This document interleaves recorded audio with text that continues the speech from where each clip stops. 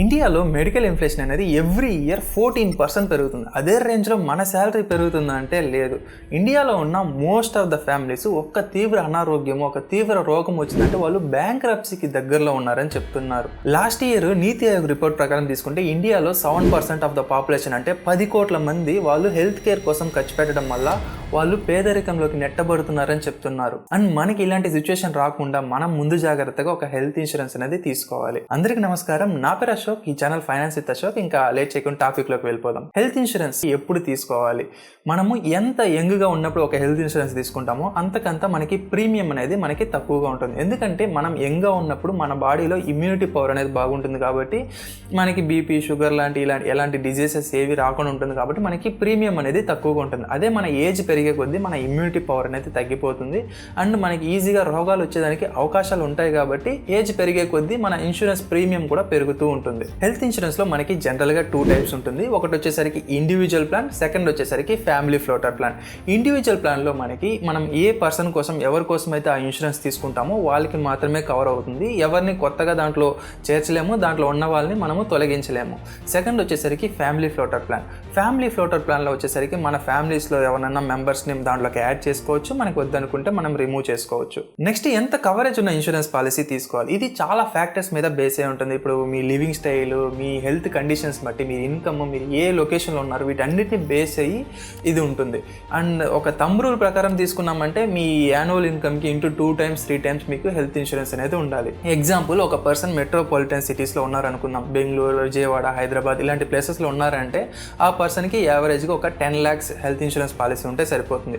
అదే ఇద్దరు అడల్ట్, ఒక చైల్డ్ ఉంటే 20 lakhs హెల్త్ ఇన్సూరెన్స్ కవర్ ఉండాలి. ఒక 30 years ఏజ్ ఉన్న ఒక పర్సన్ ఒక 10 lakhs కవరేజ్ ఉన్న ఒక ఇన్సూరెన్స్ పాలసీ తీసుకుంటే ఆ ప్రీమియం అనేది ఎలా ఉంటుందో ఒకసారి చూడండి.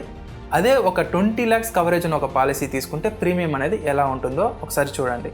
సో ఈ డేటా అనేది 2023 ఆగస్టులో తీసింది. ఇప్పుడు ఈ పాలసీస్లో కొన్ని చేంజెస్ వచ్చి ఉండొచ్చు అండ్ ప్రీమియం కూడా కొంచెం పెరుగుండొచ్చు. సో ఇప్పుడున్న కండిషన్ బట్టి మీరు చూసి తీసుకోండి. సో మీరు ఈ రెండింటిని ఒకసారి కంపేర్ చేసినట్టయితే 10 lakhsకి 20 lakhsకి మీకు కవరేజ్ అనేది 2 times పెరుగుతుంది, కానీ మీకు ఇన్సూరెన్స్ ప్రీమియం అనేది మాత్రం 30 to 40 times మాత్రమే పెరుగుతుంది. ఇది ఒకసారి గుర్తుపెట్టుకోండి. ఇప్పుడు మెయిన్ పార్ట్, ఒక హెల్త్ ఇన్సూరెన్స్ తీసుకునేటప్పుడు మనం మెయిన్గా చూడాల్సిన ఒక 7 factors. ఇది చాలా ఇంపార్టెంట్. ఈ పార్ట్ అనేది కంప్లీట్గా చూడండి, ఓకేనా? అందులో ఫస్ట్ వచ్చేసరికి కవరేజ్ అండ్ బెనిఫిట్స్.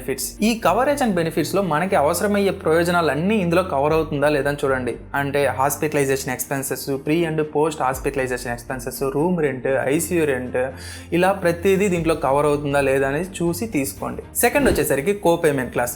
ఈ కోపేమెంట్ క్లాస్ అనేది ఏం సూచిస్తుందంటే ఒక పర్సంటేజ్ ఆఫ్ అమౌంట్ అనేది మనం పాకెట్ నుంచి మనం పే చేయాలి, రిమైనింగ్ అమౌంట్ అనేది ఆ ఇన్సూరెన్స్ కంపెనీ అనేది పే చేస్తుంది. మీకు ఇంకా క్లియర్గా అర్థం అవ్వాలంటే ఎగ్జాంపుల్, మీరు ఒక ఇన్సూరెన్స్ పాలసీ తీసుకున్నారు, దాంట్లో కోపేమెంట్ క్లాస్ అనేది ఒక 10% ఉందనుకుందాం.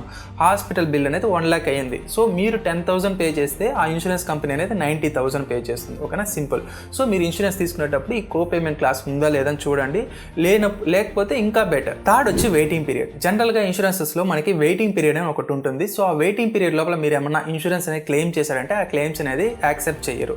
అండ్ ఈ వెయిటింగ్ పీరియడ్ వచ్చేసరికి pre existing diseases, pre medical conditions and maternity లాంటి వాటికి 1 to 2 years అలా ఉంటుంది. సో ఆ టైం లోపల మీరు ఏమైనా క్లెయిమ్ చేశారంటే ఆ క్లెయిమ్స్ అనేది రిజెక్ట్ అయిపోతాయి. సో ఇన్సూరెన్స్ తీసుకునేటప్పుడు జాగ్రత్తగా ఈ వెయిటింగ్ పీరియడ్ అనేది చూసి తీసుకోండి. ఫోర్త్ వచ్చి నెట్వర్క్డ్ హాస్పిటల్స్. అంటే మీరున్న సిటీలో ఉన్న మెయిన్ హాస్పిటల్స్ కానీ, లేదంటే మీకు దగ్గరలో ఉన్న సిటీలో ఉన్న మెయిన్ హాస్పిటల్స్ కానీ, అవన్నీ ఆ ఇన్సూరెన్స్ కంపెనీలో కవర్ అయిందా, లింక్ అయిందని ఒకసారి చెక్ చేసి తీసుకోండి. ఎందుకంటే ఎమర్జెన్సీ టైంలో ఈ నెట్వర్క్ హాస్పిటల్స్ అనేవి ఆ ఇన్సూరెన్స్ కంపెనీతో లింక్ అయి ఉంటే డైరెక్ట్గా హాస్పిటల్లో ఆ ఇన్సూరెన్స్తో కాంటాక్ట్ అయ్యి వాళ్ళు క్లెయిమ్ చేసుకుంటారు. సో మన ఇన్వాల్వ్మెంట్ అనేది అక్కడ ఉండదు, ఓకేనా? ఇది కొంచెం జాగ్రత్తగా చూస్ చేసి తీసుకోండి. ఫిఫ్త్ వచ్చి క్లెయిమ్ సెటిల్మెంట్ రేషియో. ఈ క్లెయిమ్ సెటిల్మెంట్ రేషియో ఏం చెప్తుందంటే ఆ ఇన్సూరెన్స్ పాలసీ తీసుకున్న వాళ్ళు ఎంతమంది క్లెయిమ్ చేశారు, ఎంతమందికి ఆ క్లెయిమ్స్ని వాళ్ళు సెటిల్ చేశారు అనేది చెప్పేదే ఈ క్లెయిమ్ సెటిల్మెంట్ రేషియో. ఈ క్లెయిమ్ సెటిల్మెంట్ రేషియో అనేది ఎంత ఎక్కువగా ఉంటే అంత బెటర్ అని అర్థం. సిక్స్త్ వచ్చి లైఫ్ టైం రెన్యూవబిలిటీ.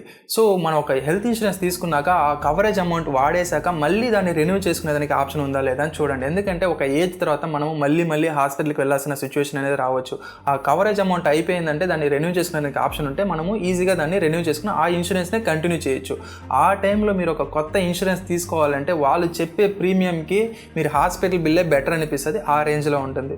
సో ఇది ఒకసారి మీరు చెక్ చేసుకోండి. 7th వచ్చేసరికి ఫ్లెక్సిబుల్ ప్లాన్. సో మనం తీసుకునే ఇన్సూరెన్స్ అనేది ఫ్లెక్సిబుల్గా ఉండాలి. సో మన ఫ్యామిలీ మెంబర్స్ అయినా, మన స్పౌస్ని, మన పేరెంట్స్ని, మన పేరెంట్ ఇన్ లాస్ని, న్యూ బోర్న్ బేబీస్ని, వీళ్ళందరినీ యాడ్ చేసుకునేలా ఉండాలి.